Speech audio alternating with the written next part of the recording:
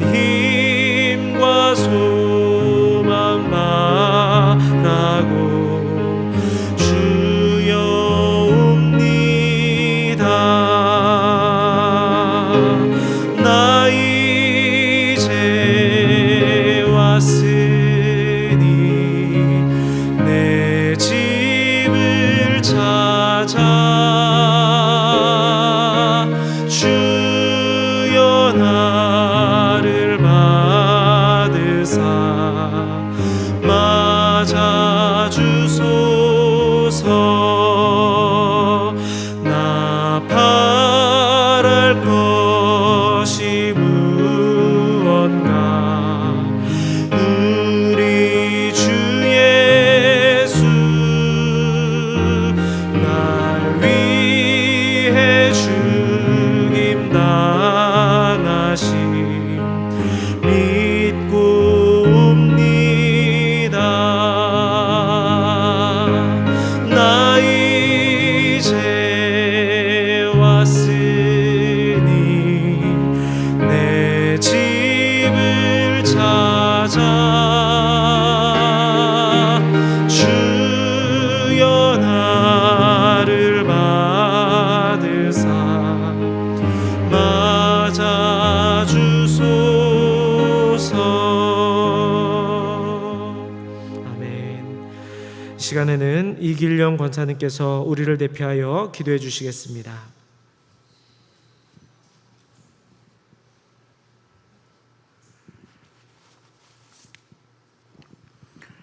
거룩하시고 은혜가 풍성하신 참 좋으신 하나님 아버지, 고맙고 감사합니다. 우리를 사랑하셔서 주일 이후 3일 동안도 눈동자같이 지켜주시고 안보하셨다가 이 저녁 3일 예배로 우리를 불러주시고 인도하신 그 크신 하나님께 감사합니다. 하나님 아버지, 우리는 연약하고 나약해서 세상에 살 동안 하나님을 기쁘게 살기를 다짐했지만 그렇게 살지 못하고 세상 것에 얽매여 살다가 알게 모르게 나 유익만 위해 살아왔음을 고백하고 회개하오니 우리 어리석음을 불쌍히 여기시고 다시 한번 주님 말씀을 순종하기를 다짐하는 결단의 시간이 되게 우리를 인도하여 주시옵소서. 이 시간 아버지 앞에 간절히 간구하옵기는 코로나 괴질로 인하여 우리의 일상이 위축되고 많은 생활이 불편을 겪고 있습니다. 우리 신앙에도 거리두기 등 제한이 많사오니 우리를 불쌍히 여기시고 속히 소멸하여 주셨기를 간절히 소망합니다. 하나님 아버지 감사합니다. 이 시간 이동우 목사님의 귀한 말씀 듣는 시간입니다. 말씀 전가하실 때 성령님 동행하시어 말씀이 능력 있게 하시고 우리들의 그 말씀이 아멘으로 화답하며 귀한 말씀 가슴판에 깊이 간직하는 시간 되게 우리를 도와주시옵소서. 이제 우리들 세상 살 동안 목자가 주신 귀한 말씀 시간 깨닫고 순종해서 승리하는 삶을 살아 하나님의 자녀가 되게 도와주셨기를 간절히 소망하며 이 모든 말씀 주에서 우리를 구원하신 주 예수 그리스도 이름으로 감사하며 간절히 기도합니다. 아멘.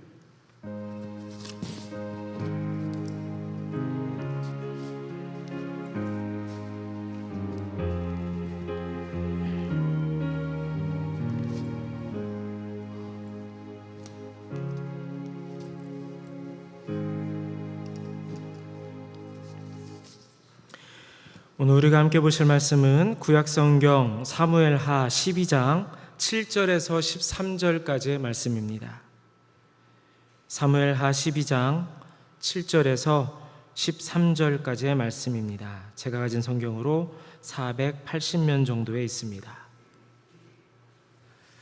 우리 한 절씩 교독하도록 하겠습니다. 나단이 다윗에게 이르되 당신이 그 사람이라 이스라엘의 하나님 여호와께서 이와 같이 이르시기를 내가 너를 이스라엘 왕으로 기름 붓기 위하여 너를 사울의 손에서 구원하고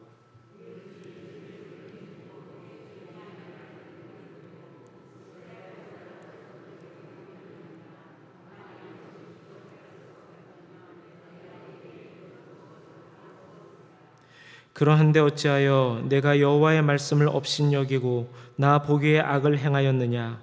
내가 칼로 햇사람 우리아를 치되 암몬 자손의 칼로 죽이고 그의 아내를 빼앗아 내 아내로 삼았도다.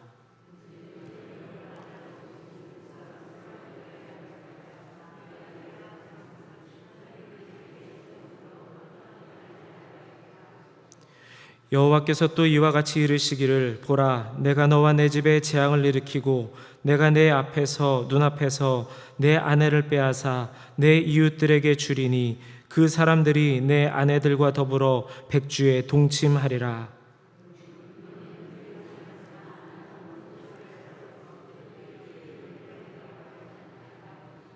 함께 보시겠습니다.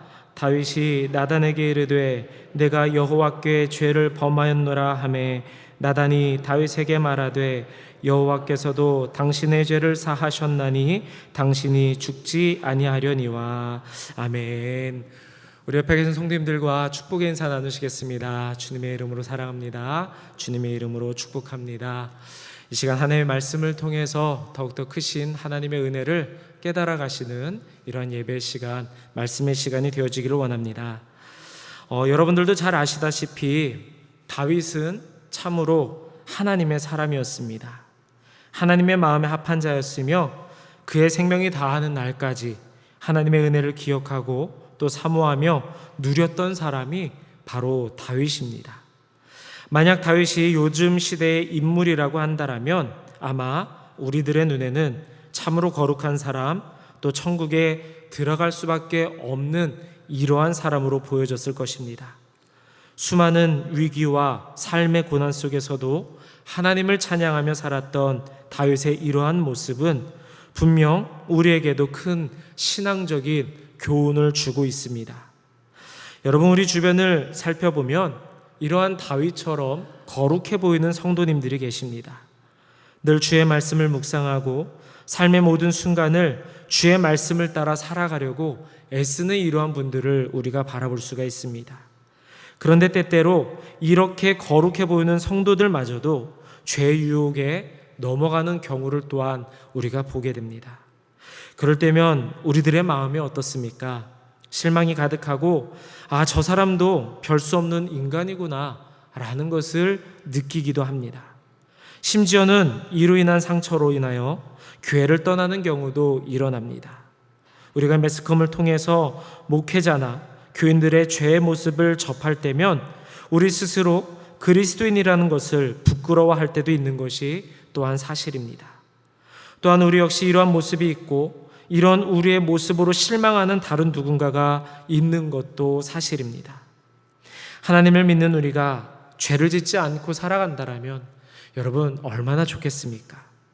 예수 그리스도를 구주로 영접하는 그 순간부터 주님이 부르시는 날까지 모든 순간 항상 거룩하게 살아간다면 주님께 더욱더 칭찬받고 세상에서도 더욱더 선한 영향력을 우리가 전하며 살아갈 수 있을 것입니다. 그러나 우리들의 삶을 돌아보면 온통 부끄러운 모습 투성이입니다. 하나님의 말씀 따라 사는 참된 그리스도인이다 라고 당당하게 말하기가 부끄러울 지경입니다. 사도 바울의 고백처럼 우리의 마음은 죄를 멀리하려 하나 육신은 그와 반대로 죄를 짓고 마는 연약한 믿음의 소유자들이 바로 우리들의 모습입니다. 여러분, 그러나 우리가 연약하다고 하여 죄를 짓는 이 일에 당연한 마음을 가져서는 안 됩니다. 우리의 연약함이 핑계가 되어서도 안 됩니다. 우리는 할 수 있는 한 죄를 멀리해야 합니다. 늘 주님을 바라보고 하나님이 인생 가운데 주시는 믿음의 연단도 잘 받고 또 그 가운데 잘 이겨내며 승리할 수 있는 이런 삶을 또한 우리는 살아가야 합니다. 죄를 이길 사람은 아무도 없습니다. 그러나 다행인 점은 우리 하나님께서는 이런 우리의 연약함을 잘 알고 계시는 분이시다라는 사실입니다. 그래서 우리에게 회개할 기회를 주십니다. 참으로 큰 은혜입니다. 오늘 우리는 사무엘하 11장과 12장의 말씀을 볼 것입니다. 그리고 이 말씀을 가지고 다윗이 어떠한 상태 가운데서 죄를 짓게 되었는지를 우리가 함께 살펴보며 또 어떻게 하여 자신의 죄를 깨달음으로 회개하였는지와 그 회개의 과정들을 함께 비교하며 살펴볼 것입니다. 이 시간이 우리의 신앙을 점검하며 회개의 삶으로 나아가는 귀하고 복된 시간이 되어지기를 원합니다. 여러분들도 잘 아시다시피 다윗은 왕위에 오르기까지 참으로 많은 어려움을 겪어야만 했습니다.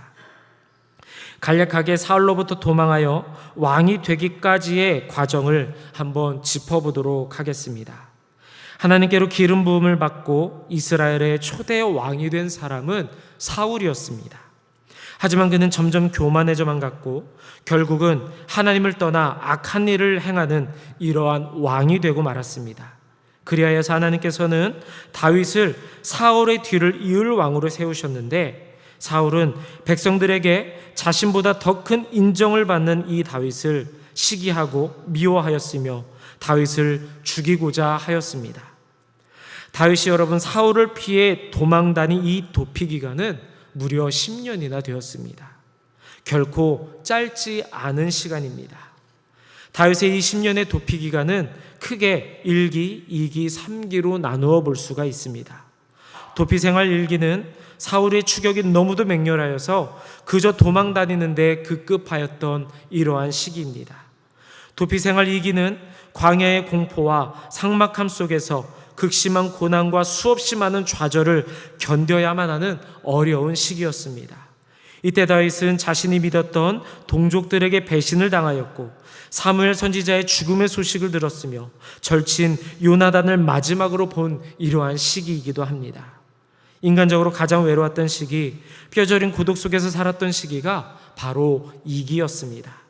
그리고 마지막 도피 생활 3기 때에는 큰 위기에 몰린 다윗이 어쩔 수 없이 블레셋 땅으로 망명을 하게 되는데 이때 블레셋과 이스라엘 가운데 전쟁이 일어납니다. 이때 어쩔 수 없이 블레셋 편을 들 수밖에 없었던 참으로 곤란하고 비통에 빠졌던 시기가 도피 생활 3기였습니다. 그러나 이러한 수많은 죽음의 위기와 견디기 힘든 이러한 어려움 속에서 다윗을 지켜주신 분은 분명 하나님이셨습니다. 여러분이 다윗이 10년간 도피하였던 장소는 무려 16군데나 된다고 합니다. 이러한 사실은 다윗의 정말로 비참하고 처절했던 그 삶을 잘 보여줍니다. 그러나 이 모든 도피 생활이 아무 의미 없이 사라져버린 이러한 시간은 결코 아니었습니다. 하나님께서 행하시고 인도하심을 확인할 수 있었던 시기였고 하나님의 인도하심 속에서 다윗은 연단받았으며 또한 하나님을 향한 변함없는 믿음의 모습을 다윗 또한 보여줌으로써 그 믿음을 인정받을 수 있었던 이러한 시기였습니다. 하나님은 이렇게 연단받고 훈련받은 다윗을 이스라엘의 두 번째 왕으로 세우신 것입니다. 그러나 여러분, 이 다윗도 연약한 사람이었을까요? 하나님의 그 크신 은혜를 그토록 많이 경험하였고 하나님의 그 훈련 과정 속에서 그렇게 연단을 받았으며 그렇게 완전한 믿음의 사람이 된 것만 같았던 이 다윗도 그만 하나님 앞에서 큰 죄를 범하고 말았습니다. 그렇다면 여러분, 다윗은 어떠한 죄를 지었을까요? 첫 번째로 간음죄를 지었습니다. 사무엘하 11장 4절의 말씀입니다. 다윗이 전령을 보내어 그 여자를 자기에게로 데려오게 하고 그 여자가 그 부정함을 깨끗하게 하였으므로 더불어 동침함에 그 여자가 자기 집으로 돌아가니라. 다윗과 같은 사람도 죄 가운데 빠지고 인생의 길에서 죄로 인해 넘어질 수 있다는 것을 볼 때에 우리 역시 죄의 유혹, 죄의 문제에 관하여 결코 방심하거나 자유로울 수 없다는 사실을 우리도 깨닫게 됩니다. 그럼 도대체 왜 인간은 자꾸만 죄를 지으려고 하는 것이겠습니까? 바로 죄가 가지고 있는 모습 중에서 좋아 보이는 부분들이 우리들의 눈에 발견되기 때문에 그렇습니다. 여러분, 아담과 하와가 왜 하나님의 말씀에 그 명령을 거역하고 선악과를 따먹는 죄를 지었습니까? 아주 기초적인 문제 때문에 그랬습니다. 보암직도 하고 먹음직도 하였기 때문에 그렇습니다. 그것을 먹으면 하나님처럼 될 것 같아서 그랬습니다. 여러분, 죄라는 것이 그렇습니다. 재밌을 것 같고 만족스러울 것 같고 자유롭게 살게 해줄 것 같고 쉬울 것만 같습니다. 죄를 짓는 데는 이처럼 여러 가지 이유가 분명하게 있는 것입니다. 그러나 이렇게 좋아 보이는 모든 죄는 결국 우리를 항상 같은 곳으로 이끌어갑니다. 바로 절망입니다. 성적인 죄도 마찬가지입니다. 성적인 죄는 자신과 타인의 인생을 모두 망쳐버릴 정도로 파괴적이거나 또한 쉽게 유혹을 받는다는 특징이 있습니다. 그래서 많은 사람들, 심지어 그리스도인들조차도 이 성적인 죄로 인하여 무너지는 이러한 모습을 보여주고 있습니다. 그리고 이것은 바로 다윗에게도 일어난 죄였습니다. 그러면 다윗은 언제 죄의 유혹에 사로잡히게 되었습니까? 우리는 축복을 받은 후 죄의 유혹에 사로잡히기 쉽다라는 이 사실을 알아야 합니다. 사무엘하 10장 19절의 말씀입니다. 하닷의 세력에 속한 왕들이 자기가 이스라엘 앞에서 패함을 보고 이스라엘과 확친하고 섬기니 그러므로 아람 사람들이 두려워하여 다시는 암몬 자손을 돕지 아니하니라. 여러분, 다윗은 하나님의 이러한 인도하심 속에서 모든 전투에서 승리하게 되었고 이스라엘은 당시 최강국의 모습으로 세워져 가고 있었으며 또한 이로 인하여 다윗은 백성들로부터 큰 인기와 인정을 받게 되었습니다. 오늘 본문의 배경도 그렇습니다. 이 암몬 자손과의 전쟁에서 승리를 목전에 두고 있었던 이러한 시점이었습니다. 이 모든 것은 분명 하나님의 은혜였습니다. 그런데 다윗은 그만 여기에서 하나님을 잊고 말았던 것입니다. 자신의 모든 일들과 상황들이 형통케 되고 평안케 되자 하나님을 의지하며 살아야 한다는 것을 그만 잊고 만 것입니다. 여러분 어떻습니까? 사울 왕과 같은 모습을 다윗도 지금 보여주고 있는 것입니다. 사울 왕이 언제 교만하여 하나님을 버렸습니까? 하나님의 은혜로 나라가 강해지고 백성들의 칭송을 받게 될 때였습니다. 여러분, 그래서 우리는 축복받은 삶을 살아갈 때, 형통과 평안의 삶을 누리게 될 때에 오히려 더욱더 우리의 삶을 돌아보고 조심하고 겸손하며 주 앞에 무릎을 꿇어야 하는 것입니다. 우리 삶 가운데 주신 그 하나님의 은혜를 기억하는 것이 중요하다라고 계속해서 강조하는 이유가 바로 이것입니다. 우리가 은혜를 기억할 때 우리는 현재의 어려운 상황도 능히 이겨낼 수 있지만 은혜를 잊으면 누리고 있는 축복도 때로는 위험할 수가 있습니다. 왜냐하면 하나님을 의지하며 살아가야 한다는 것을 잊게 만들기 때문입니다. 다윗은 그렇게 하나님을 의지하며 사는 것을 잊어버립니다. 그러자 그에게서 바로 나타나는 모습이 있었습니다. 죄성입니다. 이스라엘이 암몬과의 전쟁이 한창일 때 다윗은 왕궁 옥상을 거닐게 되는데 그때 저쪽 건너편에서 목욕을 하던 밧세바를 발견을 합니다. 그 모습이 다윗의 눈에 너무도 아름다워 보였나 봅니다. 그래서 밧세바를 불러서 그만 간음을 하고 말았습니다. 그런데 여러분, 하나님의 은혜를 잊은 자의 모습이 얼마나 어리석고 위험하며 죄에 무감각한지를 다윗은 똑똑하게 보여주고 있습니다. 다윗은 간음죄를 지었습니다. 그런데 다윗은 자신이 하나님 앞에서 죄를 지었다라고 생각조차 하지 못하고 있습니다. 이 사건 이후 밧세바는 다윗의 아내를 임신하게 되었습니다. 그리고 이 소식을 다윗도 듣습니다. 이에 다윗이 보여준 모습이 무엇인지 여러분 아십니까? 간음죄, 그 부끄러움을 사람들 앞에서 어떻게 하면 가리고 감출 수 있을까 하는 생각과 시도들이었습니다. 다윗은 이러한 생각으로 두 번째 죄를 짓습니다. 바로 살인죄입니다. 전쟁에 참여하여 나라를 위해 또 자신을 위해 목숨을 걸고 싸우는 밧세바의 남편 우리아를 다윗은 궁으로 불러들입니다. 우리아를 불러들인 이유는 그를 집으로 보내어 아내와 함께 시간을 보내게 하므로 자신이 밧세바와 간음하여 자신의 아이를 밧세바가 가졌다라는 것을 숨기려는 의도였습니다. 참으로 간사한 생각이 아닐 수 없습니다. 그러나 우리아는 의리의 남자였습니다. 전우들이 전장에서 목숨을 걸고 싸우는데 자기 혼자 집으로 돌아갈 수가 없었습니다. 그래서 안 갔습니다. 간음죄를 덮기 위한 다윗의 1차 시도는 이렇게 실패하고 맙니다.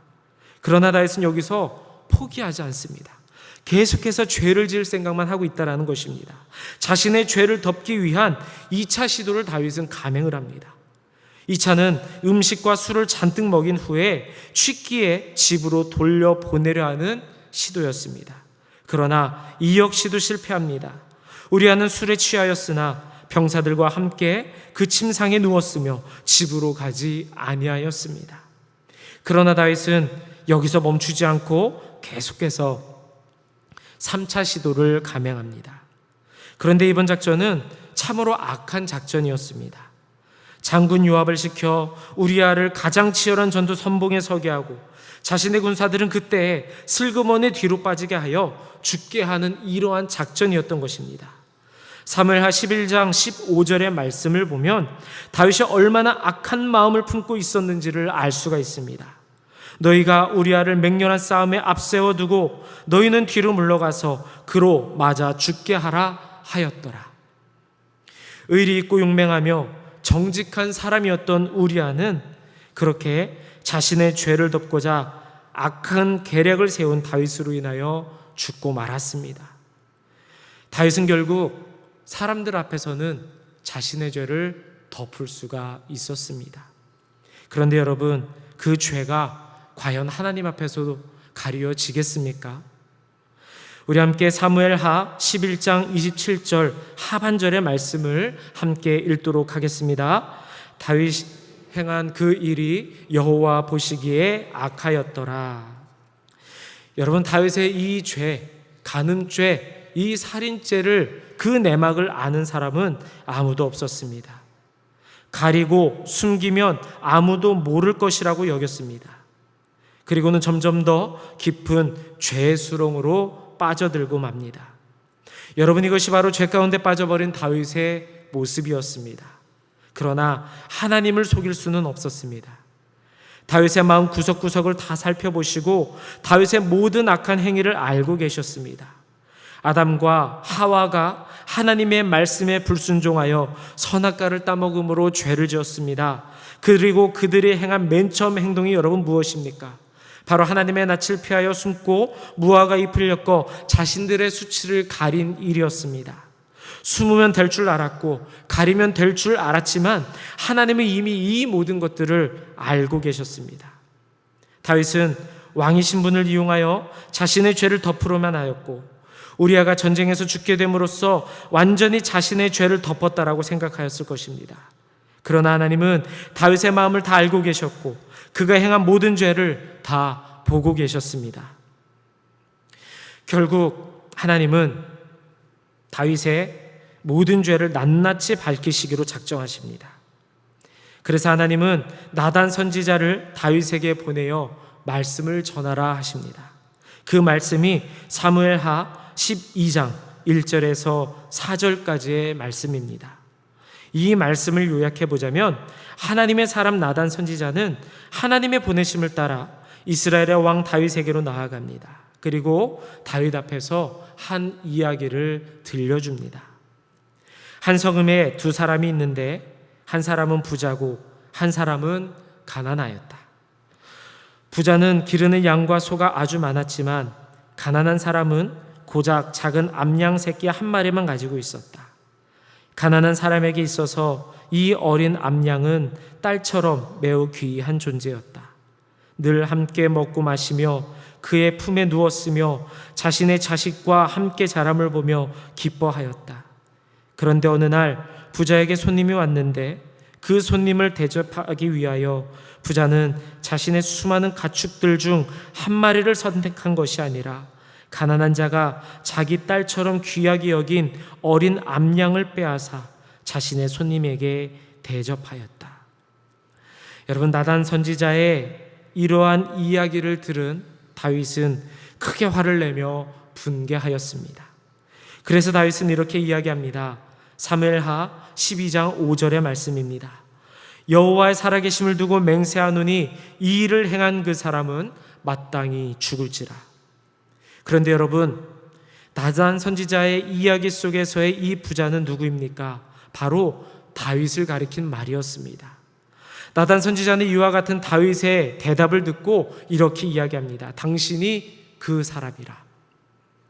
그리고는 이어서 다윗의 죄에 대하여 낱낱이 드러나면서 그 죄의 대가, 즉 죄로 인한 하나님의 분노하심과 심판하심이 왕과 왕의 가정 가운데 있을 것이라고 선언합니다. 여러분, 앞서서도 말씀을 나누었지만 죄를 짓지 않는 사람은 아무도 없습니다.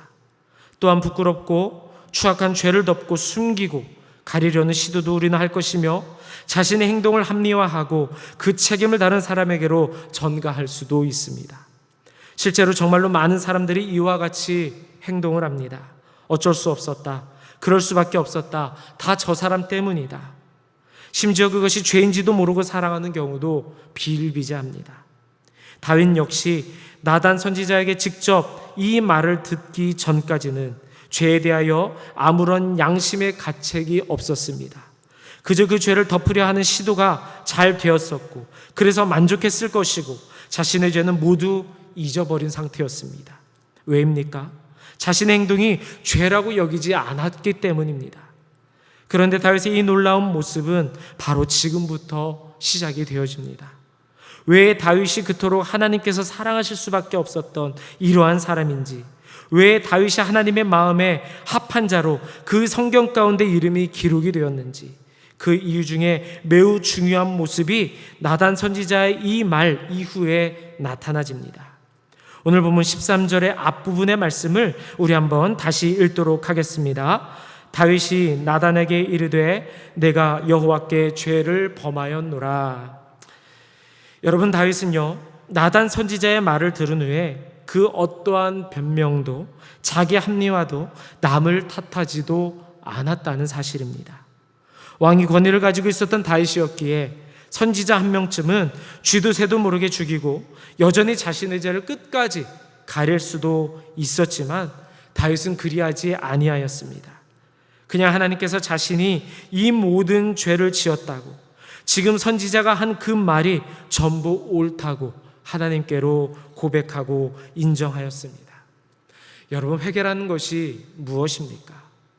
오늘 다윗의 이 말을 통해서 우리가 분명히 알 수 있는 것은 먼저 자신의 죄를 하나님 앞에 인정하고 고백하는 것으로 이 회개가 시작이 되어진다는 사실입니다.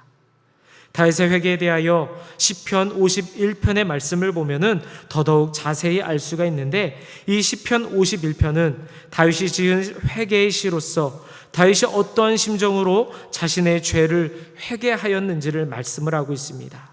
이 시편 가운데 나타난 다윗의 회개의 모습은 크게 두 가지로 볼 수가 있습니다. 첫 번째로는 하나님의 인자와 긍휼을 구하며 회개하는 모습이었습니다. 시편 51편 1절에서 3절까지의 말씀을 보겠습니다. 하나님이여, 주의 인자를 따라 내가 은혜를 베푸시며 주의 많은 긍휼을 따라 내 죄악을 지워주소서. 내 죄악을 말갛게 씻으시며 나의 죄를 깨끗이 제하소서. 물은 나는 내 죄가를 아오니 내 죄가 항상 내 앞에 있나이다. 다윗은 이 시를 통해 자신이 회개할 때 하나님의 인자하심과 긍휼을 바라고 있음을 고백하며 이 은혜를 따라 자신의 죄를 용서해 주실 것을 기도합니다. 여기서 인자하심이란 하나님의 약속하심을 확실하게 지키신다라는 이러한 의미입니다.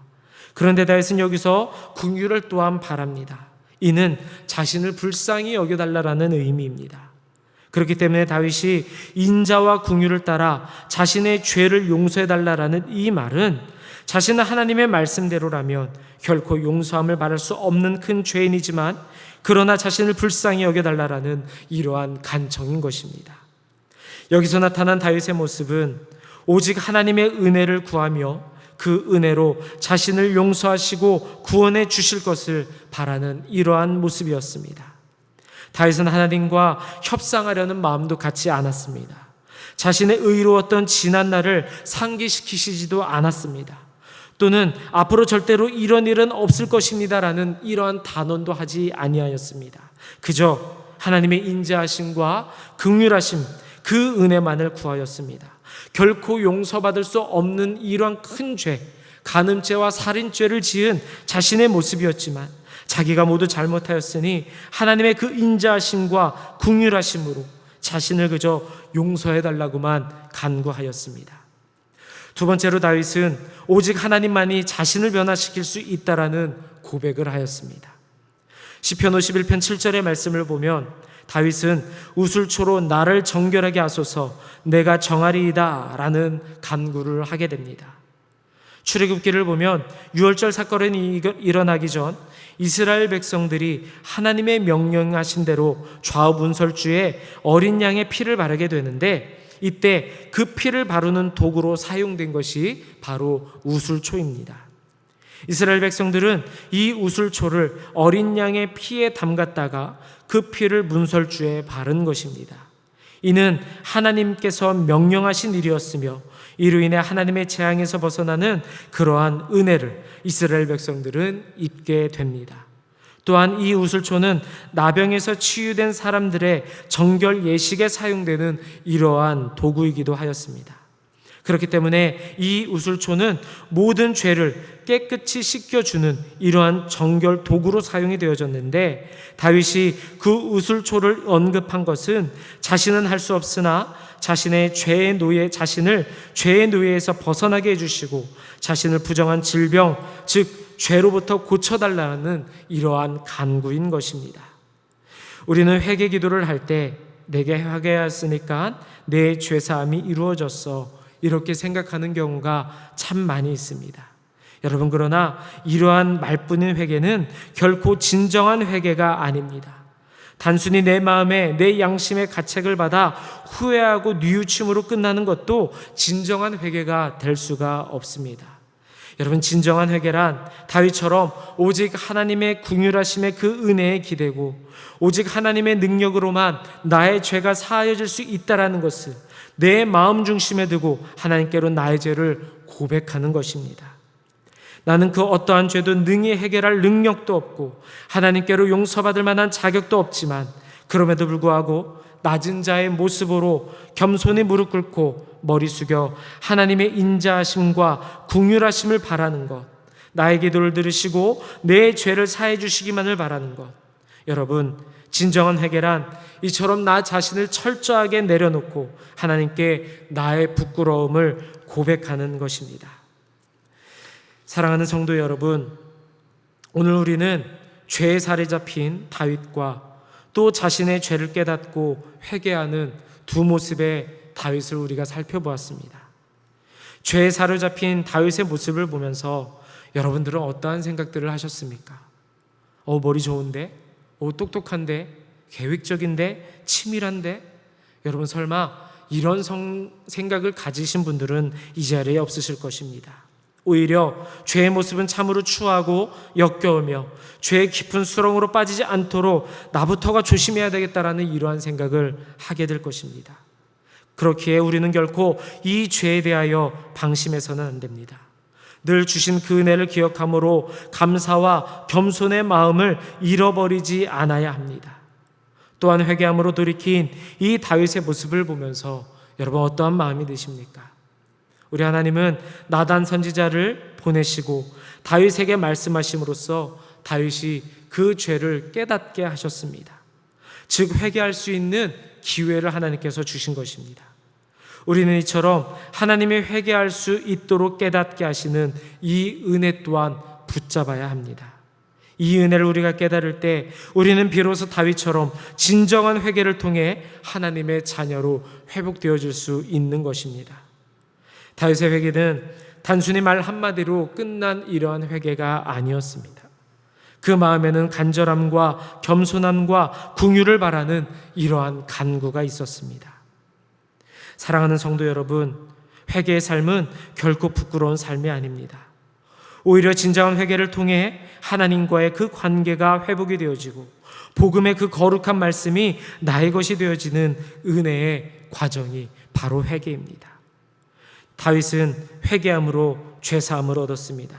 그리고 두 번 다시 같은 죄를 반복하지 않았습니다. 죄에서 돌이켜 변화된 삶을 살았습니다. 회개란 이러한 것입니다. 나단 선지자를 통해 선포된 하나님의 말씀으로 자신의 죄를 깨달은 이러한 다윗처럼 우리도 하나님의 말씀으로 우리의 죄를 깨달을 수 있는 이러한 은혜가 있기를 원합니다. 그리고 그렇게 깨달아진 죄의 문제를 놓고 다윗이 보여준 회개의 그 모습처럼 우리도 우리 스스로의 연약함을 인정하며 십자가 보혈의 그 크신 능력과 그 은혜를 믿고 바람으로 진정한 회개를 이루어 복음의 은혜를 누리고 구원의 자격을 얻고 살아가시는 여러분들이 되어지시기를 이 시간 주님의 이름으로 간절히 축원드립니다. 기도하겠습니다. 사랑이 많으시고 고마우신 주님, 오늘 수요일 저녁 이 시간 하나님의 인도하심으로 이렇게 예배드릴 수 있도록 하여 주시니 감사를 드립니다. 우리는 늘 연약하고 부족하여 하나님을 믿는다 하면서도 그 은혜를 잊은 채 죄 가운데 매여 살아갈 때가 너무도 많이 있습니다. 주님, 이러한 우리를 긍휼히 여겨주시고 주의 인자하심으로 우리를 선한 길로 인도하여 주시옵소서. 우리를 향한 하나님의 말씀을 듣게 하시고 그 말씀을 통해 우리의 죄마저도 깨닫게 하사 늘 회개하는 삶으로 살아가게 하여 주시옵소서. 그래서 날마다 그 은혜로 우리의 모습을 새롭게 하시고 날마다 하나님의 형상을 우리 삶 가운데 이루며 살아가는 복된 성도 모두가 되게 하여 주시옵소서. 귀한 예물 하나님께로 드립니다. 기뻐 받아주시오며 하나님이 원하시는 곳에 귀하게 사용되어지기를 원합니다. 늘 간절한 마음으로 기도하며 함께 예물 드리는 이들의 손길과 그 마음을 기억하시고 이들의 모든 기도와 간구가 하나님의 선하신 뜻대로 응답되는 은혜를 내려 주시옵소서. 예수님의 이름으로 감사하며 기도드립니다. 아멘. 교회 소식 전해드리겠습니다. 매주 화요일과 목요일에 모이는 바빠 성경 공부는 8월 한 달간 방학합니다. 그러나 바빠 성경 공부 영상은 수요일마다 중감TV로 업로드되고 있사오니 말씀을 배우는 이 일에 계속해서 함께 동참하시는 여러분들 되어주시기를 원합니다. 중감마켓을 준비 중에 있습니다. 잘 준비되어져서 정말 이 지역사회 가운데에 선한 영향력을 끼치는 이러한 곳이 될 수 있도록 여러분 함께 기도해 주시고 함께 준비해 주시기를 바랍니다. 다른 광고는 주보를 참고해 주시기를 바랍니다. 우리 옆에 계신 분들과 다시 한번 축복의 인사 나누겠습니다. 주님의 이름으로 사랑합니다. 주님의 이름으로 축복합니다. 늘 회개의 삶으로 믿음의 삶 가운데 승리를 이루어 가시는 여러분들 되시기를 다시 한번 축복합니다. 기도하겠습니다.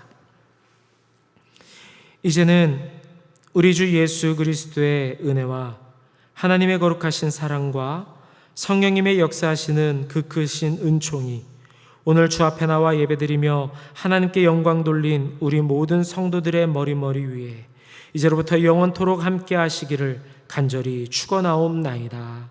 아멘.